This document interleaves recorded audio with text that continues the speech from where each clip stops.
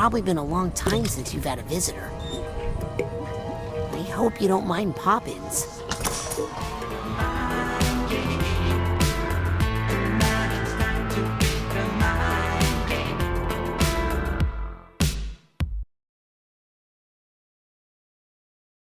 It was all just a dream.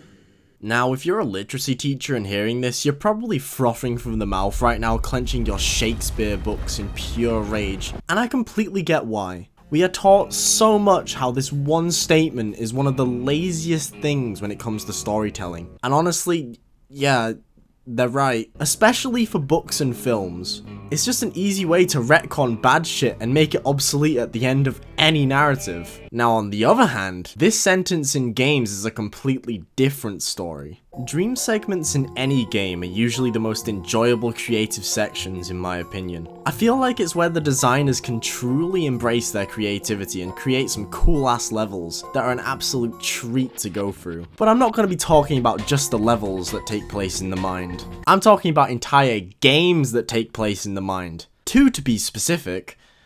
Because I can only think of 2, there aren't actually many games that take place within the mind. The first one I want to talk about is a game I mentioned quite a lot in my videos, and that game is The Evil Within.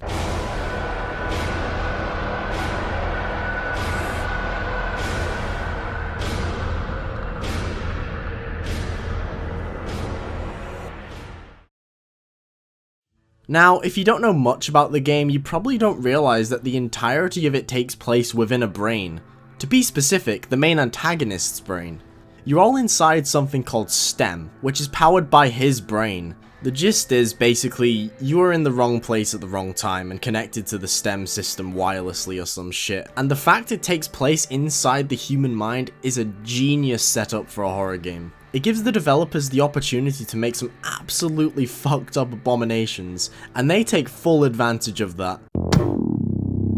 I absolutely adore the monster designs in this game, maybe a little too much. Women don't talk to me. Each monster is linked to the antagonist's mind. For example, Laura. Oh, wait, wrong image. There we go. Who is this terrifying spider lady who is incredibly powerful. Her grab attack is a death sentence, I'm not even kidding, that shit one-shots you. This monster is the main antagonist's sister, who tragically died in a barn fire when he was younger. It explains why her only weakness is fire. Fire seems to work. Yeah! Basically every monster in this game is weak to fire due to the trauma of that barn fire. It's such an awesome way to combine both storytelling and gameplay, and I feel like this can only be done in a game taking place in a mind. Also, why the fuck does he picture his dead sister like this? To be fair, I can imagine some freaks on the internet find her hot. I don't even know. Okay, I just want to stop right now and say the main antagonist is called Ruvik. I should have done this earlier because I can't be arsed saying the antagonist every time. So obviously you travel through locations relating to Ruvik because, you know, it's his mind. But the STEM system connects elements of victim's subconscious. It allows for so much variety with the levels. You literally go from a creepy forest to a mental asylum, then to a castle or some shit. It's cool as fuck, and that's only a few examples. You don't even know at the start of the game you're in someone's mind, so everything is just confusing, and I love that shit. Some of the ways Sebastian is thrown into these areas too can be extremely creative and downright trippy. This will hands down always be the best transition to another level in any game. I don't care what any of you say, this is cool as fuck. I can imagine it hurts the poor guy being thrown around so much. So yeah, a horror game can work insanely well taking place inside a mind. But what about a 3D platforming adventure game?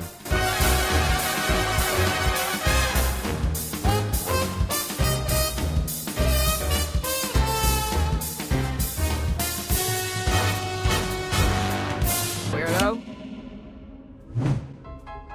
Psychonauts 2 is incredible. I picked it up on a whim despite the fact I've never actually finished the first game. Holy shit though, this game has incredible levels, all oozing with so much creativity and charm, each one taking place within the human mind. I mean, fucking obviously, that's the whole point of this video. In Psychonauts 2, you play as an acrobat named Raz. His goal in life is to become a Psychonaut, a group of people who delve into people's minds using these little door things. Things that take place within the mind can completely alter the person for the better or for the worse. There's a part where you make your teacher addicted to gambling by accident by altering her mind with stray thoughts. This person was previously a nurse before she became a Psychonaut, so of course her brain is based around, you know, hospital shit. Oh, phew. It's just the morgue. But once you fuck up her mind, it becomes a casino hospital, where you do shit like gamble for a baby in a maternity ward and bet on races on a heart rate monitor, and that's only a few examples. This isn't even the best level in the game, yet it's still bloody stupendous. No level in the game is the same. Every person's mind you enter is suffering from different things. There's one relating to germs in a city where you ride around on a bowling ball because the guy works at a bowling alley. There's another that takes place in this giant library where 2D drawings roam around, and there are these little platforming sections that take place within books. The words and scribbles are platforms to jump on, actually making reading somewhat fun. If you're a literacy teacher and you're still watching, I'm sorry for saying that, I just think reading's fucking boring. It feels like they do everything. There's even a level where you're in a circus without your clothes on with a bunch of fleas dressed as Raz's family. Bet you weren't expecting that, because I fucking wasn't. The levels sometimes tackle certain elements of mental health issues, and honestly, I couldn't think of a better game to do it in. Of course they acknowledge the fact it isn't realistic, but they don't take the issues lightly. Making levels based around them is honestly a great way to bring awareness to them. As someone with germophobia, seeing a level based around that genuinely put a huge smile on my face. I do sometimes wish a little man could open a door into my mind and help me out. The game's art style really helps with the creativity of the levels. Everything is so fucking hideous and imperfect, just like how my dad describes me. It's just so crooked. I will never get tired of climbing these funky, twisty ladders. I'm gonna be completely honest, I need to get on finishing the original Psychonauts. This game is just so fucking good.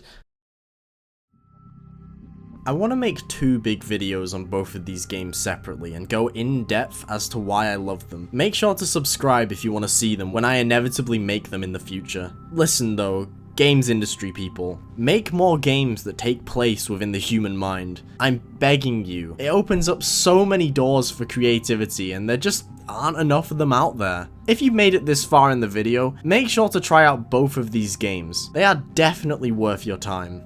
Also, Parade 2017 it's not really related, but it's very underrated, so yeah, fucking play that too. Bye!